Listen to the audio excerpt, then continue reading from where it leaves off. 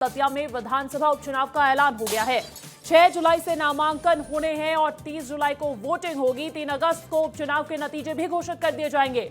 कांग्रेस विधायक का निर्वाचन शून्य हो गया था। राजेंद्र भारती की विधायकी खत्म होने के बाद उपचुनाव के आसार तो पहले ही नजर आ रहे थे और उसको लेकर दोनों ही पार्टी अपनी पूरी ताकत भी झोंक रही थी, लेकिन अब एक बड़ा ऐलान हो गया है। चुनाव आयोग ने पूरे जो प्रक्रिया है उसकी तारीखों का ऐलान कर दिया है। दतिया में विधानसभा उपचुनाव का ऐलान हुआ है। 6 जुलाई से नामांकन होगा, 30 जुलाई को वोटिंग होगी, 3 अगस्त को परिणाम घोषित कर दिए जाएंगे। आपको बता दें कि यहां से कांग्रेस पार्टी के खाते में सीट चली गई थी, लेकिन कांग्रेस विधायक राजेंद्र भारती की विधायकी खत्म होने के बाद अब उपचुनाव होने वाला है। एक और बड़ी खबर आपको बता दें, दतिया में फिर से चुनावी रण सजेगा।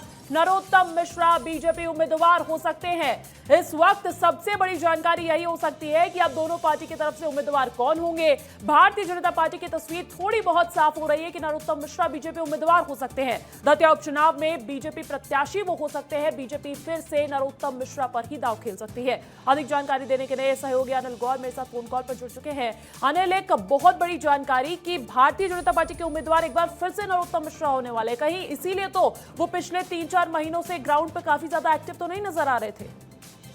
हाँ बिल्कुल, देखिए काफी दिलचस्प ये उपचुनाव होने वाला है, क्योंकि देखिए बीजेपी की तरफ से संभावित उम्मीदवार हैं जो पूर्व मंत्री नरोत्तम मिश्रा ही हैं। और इसके पीछे का कारण ये है कि नरोत्तम मिश्रा लगातार 3 महीने से अपने ही क्षेत्र यानी दतिया में वो सक्रिय थे और कांग्रेस के जो कार्यकर्ता थी, सैकड़ों की संख्या में कांग्रेस कार्यकर्ताओं को उन्होंने बीजेपी में शामिल किया। और यही वजह है कि सक्रियता ये दर्शाती है कि उनको ही पार्टी उम्मीदवार बताएगी। लेकिन कांग्रेस के लिए सबसे बड़ी चुनौती अब यही है कि उम्मीदवार तलाश करना, क्योंकि अभी कांग्रेस में ऐसा कोई कद्दावर नेता नहीं है जो नरोत्तम मिश्रा के सामने आए। लेकिन फिलहाल जिस तरीके से देखिए कांग्रेस की जो रणनीति है उन्होंने काम करना उन्होंने शुरू कर दिया है और जिस तरीके से कांग्रेस की तरफ से जो उम्मीदवार है उसकी तलाश की जा रही है। काफी दिलचस्प चुनाव होने वाला है, उपचुनाव होने वाला है। और इसको लेके जिस तरीके से देखिए बीजेपी की रणनीति है और यही वजह है कि वो अपनी स्थिति पर काम करेगी और लगातार जिस तरीके से जो सक्रियता नरोत्तम मिश्रा के द्वारा वहां पर दिखी जा रही है, तो संभावित उम्मीदवार के रूप में शायद बीजेपी की तरफ से पूर्व मंत्री नरोत्तम मिश्रा ही हो सकते हैं। और अनिल, ऐसे में बड़ा सवाल ये भी बन रहा है कि क्या जब राजेंद्र भारती जीते थे तो राजेंद्र भारती पार्टी के नाम पर जीते थे या अपनी लोकप्रियता के नाम पर जीते थे? क्योंकि अगर अपनी लोकप्रियता के नाम पर जीते थे तो कांग्रेस पार्टी की मुश्किलें बढ़ सकती हैं।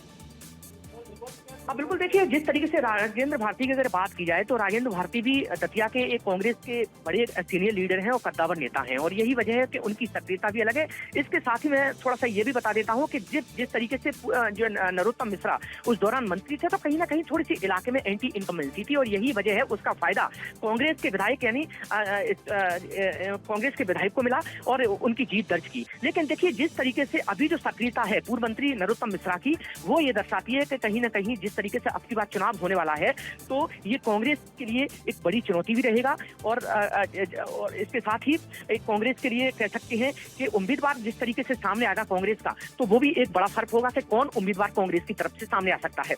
बिल्कुल देखना होगा कांग्रेस पार्टी किसे उम्मीदवार बनाती है। हालांकि अभी भारतीय जनता पार्टी के खेमे से यही जानकारी सामने आ रही है कि नरोत्तम मिश्रा पर एक बार फिर से बीजेपी दांव लगा सकती है। अनिल, बहुत शुक्रिया तमाम जानकारी हम तक पहुंचाने के लिए।